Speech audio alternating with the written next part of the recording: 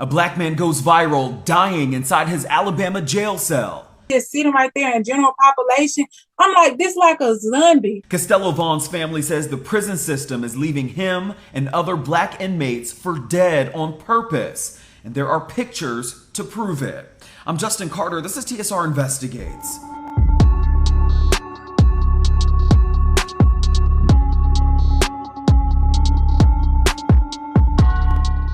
Right outside Montgomery, Alabama, Costello Vaughn is serving a 25-year prison sentence for unlawful breaking and entering and first-degree robbery. But his family and attorneys say that that is no excuse for the deplorable conditions and treatment he's received inside the Elmore Correctional Facility. Back in August, he got part of his small intestine removed, but less than 30 days later, his body was overtaken by infection. They say he went from a normal, healthy 200 pounds to this, losing about 75 pounds. His sister posted about it on social media and it blew up. And we do want to warn you, the photos and videos that you're about to see are graphic. His eyes to be rolled back and him just sitting right there in general population. I'm like, this like a zombie. Costello Vaughn's sister, Casey, spoke to the NBC affiliate in Mobile about how fast her brother's health has declined since early August. She says that Vaughn called his family weeks earlier, complaining about stomach issues. Days later, they got a call from another inmate who let them know her older brother had been taken into surgery at the prison's medical facility. We weren't even informed of the surgery at all. The inmate said it was less than 32 hours he was back in there with 32 staples going down his abdomen. It was surgery on his small intestine, a procedure to address complications from a gunshot wound he sustained years ago. But this is how he's recovering now. His legs and feet swollen and discolored, open surgery wounds oozing pus and blood. The family then started posting about it on social media and caught the attention of renowned defense attorneys Ben Crump and Lee Merritt.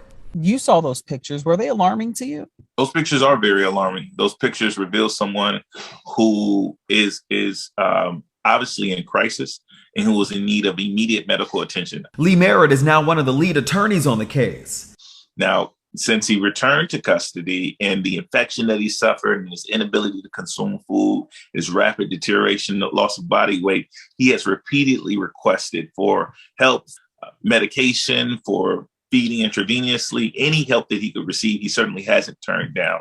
The Department of Corrections said in a news release, quote, that following the surgery, Vaughn opted to be discharged against medical advice on August 10th, 2022. It goes on to say 3 weeks later, on September 3rd, quote, he was admitted again to Jackson Hospital for post-surgical complications. He then once again opted to be discharged on September 7th and refused all medication. It says in addition that Vaughn has repeatedly refused medical assessment and medical treatment while in custody of the ADOC. The ADOC offers medical assessment and treatment to all inmates, but does not force them to accept the care. And the truth is, it was a far exaggeration of what was actually occurring in that prison.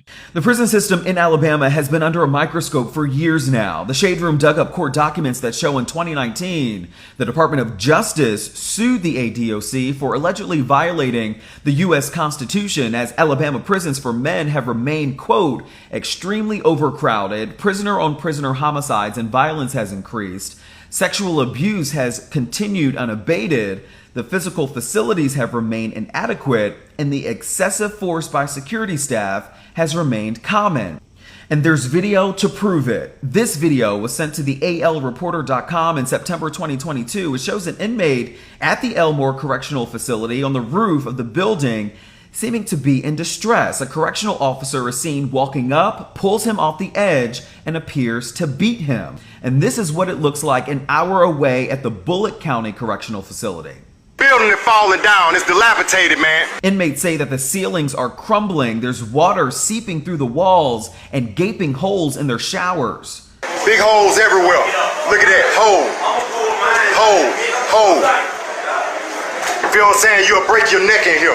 You're trying to bathe and you step in one of these potholes in the shower and twist your ankle. I'm walking sideways right now. You understand what I'm saying? In 2021, the Justice Department filed an amended complaint alleging that Alabama had not improved conditions and is so bad that prisoners at all 13 Alabama state prisons are striking right now from their prison service jobs, demanding change. The ADOC has since canceled weekend visits, and instead of 3 meals a day, prisoners are given 2 meals a day. According to the newspaper Birmingham News, the ADOC says it's due to staffing shortages. Alabama Governor Kay Ivey, who oversees the prison system, had this to say about it in an interview on September 30th. Everything's still operational. There's no disruption in essential services. So we still got our 2 prisons being built so that we can better provide for the safety of the inmates as well as the workers. So many people look at what happens to people in custody as, well, you do the crime, you do the time. We have a human responsibility to ensure that prisoners have constitutional facilities to serve out their time. The fact that Mr. Vaughn made mistakes or committed crimes that he has been convicted of should not be a death sentence. The Shade Room dug up some court documents that show that at least 11 prisoners were killed by other prisoners between October 2018 and September 2019. By the end of 2020, 16 prisoners were killed. We reached out to Alabama Governor Kay Ivey for comment. We're still waiting to hear back, but Vaughn's family says that he continues to regain strength as the days go on, and his attorneys have visited him in prison and will continue to push for him to see a doctor outside of the Alabama prison system. He's not set to be released until 2034. For TSR Investigates, I'm Justin Carter.